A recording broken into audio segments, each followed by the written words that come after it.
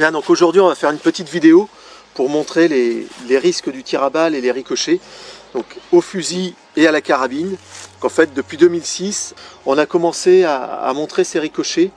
Donc, à toutes les journées de formation sur la sécurité à la chasse que l'on organisait et toutes les formations pour les candidats qui passent l'examen du permis de chasser, on tire quelques balles, donc 3 balles de carabine, 3 balles de fusil, 10 mètres, 20 mètres et puis du sol et du mirador pour montrer les risques de ricochet et pour montrer l'importance de respecter son angle de 30 degrés.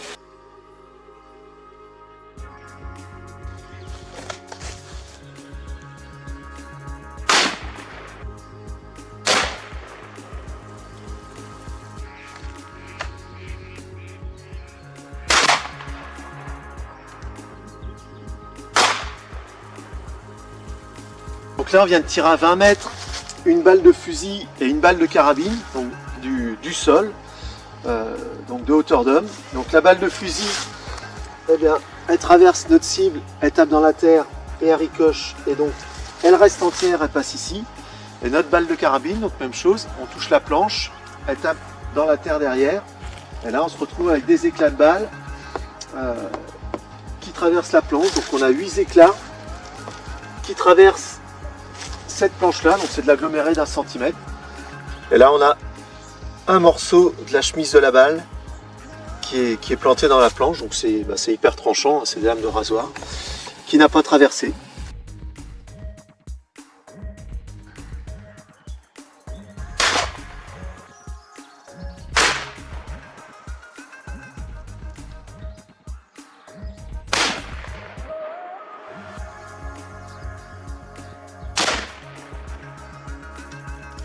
Donc là on a la balle de fusil et la balle de carabine qui tape là.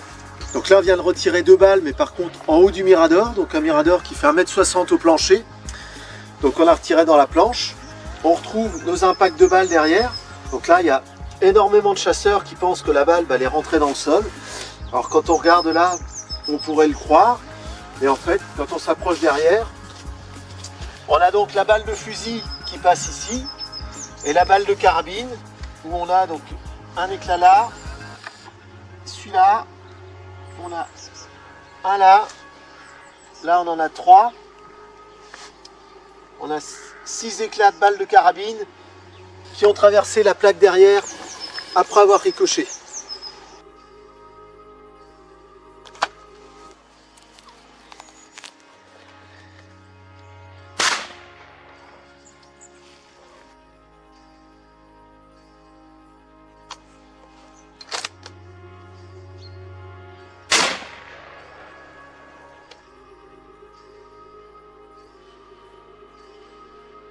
Tiré à 10 mètres de la cible au sol, notre angle d'arrivée de la balle est encore plus élevé qu'à 20 mètres en haut du mirador.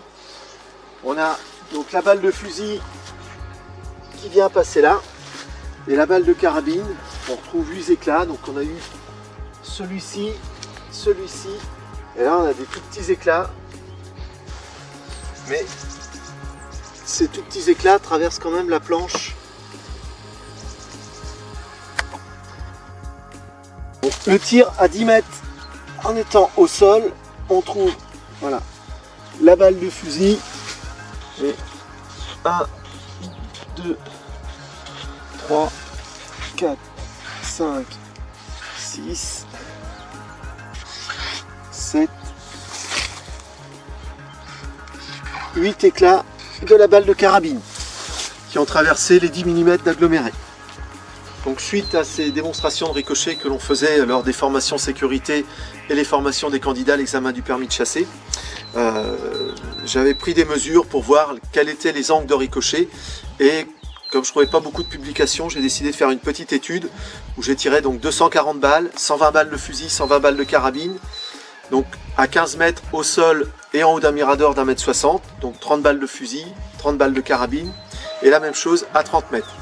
Et puis donc les résultats, sur 120 balles de fusil qui ont été tirées, 101 ont ricoché, et donc en ayant mis 3 plaques pour voir les ricochets, une plaque d'1 centimètre, 2 plaques d'1,5 cm, 69 des 101 balles de fusil qui ont ricoché ont traversé les 4 cm. Et donc à la carabine, 120 balles de tiré, 94 ont ricoché. Elles ont produit 336 éclats qui ont traversé la première plaque et 56 qui ont traversé les 4 cm. Donc fusil ou carabine, on s'aperçoit qu'il n'y a pas de grosse différence. Pratiquement toutes les balles ricochent. Le Mirador, il a un effet à 15 mètres. Si on tire à 15 mètres, la moitié des balles ricochent seulement. Mais 15 mètres, ça fait quand même vraiment pas loin quand on est sur un Mirador d'1,60 m.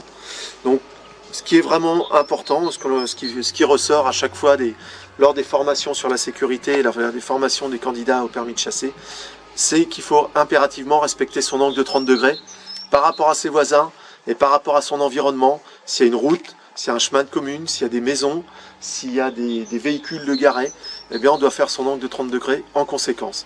Et surtout, on respecte son angle de 30 degrés pour tirer, mais aussi pour charger, décharger son arme et faire toutes les manipulations dans cette zone de tir autorisée. Cette petite étude que j'ai réalisée est téléchargeable sur le site de la Fédération départementale des chasseurs du Loir-et-Cher.